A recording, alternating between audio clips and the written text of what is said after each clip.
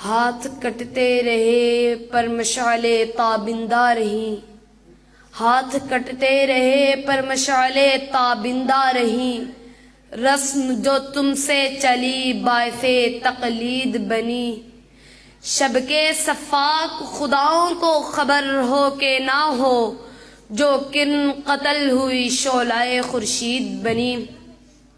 احباب ذی قدر، مدارس کی تاریخ کا آغاز اسی دن ہو گیا تھا جس دن رب کائنات نے وَعَلَّمَ آدَمَ الْأَسْمَاءَ كُلَّهَا کے ساتھ سب سے پہلے مدرسے کا افتتاح عرش معلیٰ پر کیا۔ پھر انسان زمین پر آیا تو مدرسہ ساتھ لے کر آیا۔ وقت گزرتا گیا، درس و مدرسہ قائم رہا، حتیٰ کہ وادی مکہ میں قصر نبوت کی تکمیل کا وقت آ گیا۔ مدرسہ عروج پر پہنچ گیا۔ کائنات کے سردار کو سب سے پہلا سبق غار ہرا میں پڑھایا گیا۔ اب باہر تشریف لائے تو انما بعثت معلمن کا اعلان عام فرما دیا۔ جب وادی یثرب میں پہنچے تو سب سے پہلے ایک دینی ادارے کا صفہ کے نام سے آغاز کیا۔ صحابہ کا وہ مبارک دور آ گیا جسے مدارس کے سنہری دور کہا جاتا ہے۔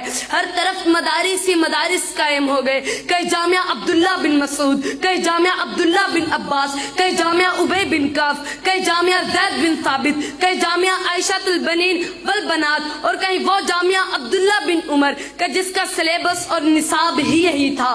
جمیع العلم فی القرآن لیکن تقاصر عنہ اصحاب الرجال۔ سامعین ذی وقار، تاریخ کے سنہری اوراق شاہد ہیں صحابہ کے دور میں ہی مدارس نے ایسے سماجی، سیاسی، معاشی اور دفاعی ماہرین تیار کیے، ایسے طبیب و حکمران اور قاضی تیار کیے، ایسے ورکر اور کارکن تیار ہوئے کہ چشم فلک نے نہ ان سے بہتر سائنسدان دیکھے تھے، نہ طبیب و حکمران دیکھے تھے، نہ تاجر و مزدور دیکھے تھے، نہ سپاہی و جرنیل دیکھے تھے، کہ جن کی ثقافت کے سامنے دنیا کی تمام ثقافتیں دم توڑ گئی۔ یہی مدارس کے علماء اور فضلاء ہی تھے جو احد کے میدان میں اترے تو اپنی انفرادیت دکھائی، جب تاریخ کا رخ کیا تو اپنی پھرتی ثابت کی، جب تاریخ کے سیاست کے میدان میں گئے تو اپنی امتیازت کے جھنڈے گاڑ دیے، دفاع قوم و وطن کی باری آئی تو قوم کا سر فخر سے بلند کر دیا، سائنس اور ٹیکنالوجی کے میدان میں بڑھے تو ایجادات کے ڈھیر لگا دیے، میڈیکل کے شعبہ میں قدم رکھا تو صدیوں سے لا علاج مرض قابل علاج قرار پائے۔ سامعین ذی شان، میں ان مدارس کی بات کر رہا ہوں جو نہ صرف دین اسلام کے محافظ بنے بلکہ ملک و قوم کے لیے بھی اپنی جانیں نثار کر دی۔ اس خطے کا بچہ بچہ جانتا ہے کہ جیلوں میں سڑنے والے، زندانوں کو آباد کرنے والے، جیلوں سے جنازے اٹھوانے والے، مالٹا اور غالہ جیسی بدنام جیلوں میں سزائیں کاٹنے والے انہی مدارس کے علماء اور فضلاء ہی تھے۔ کالا پانی جیسی بدنام جیلوں میں راتیں کاٹنے والے مولانا محمود الحسن دارالعلوم دیوبند کے فرزند تھے۔ تم کیوں بھول جاتے ہو کہ انگریز کی عدالت میں کفن ساتھ لانے والے مولانا حسین احمد مدنی دارالعلوم دیوبند کے ہی سپوت تھے؟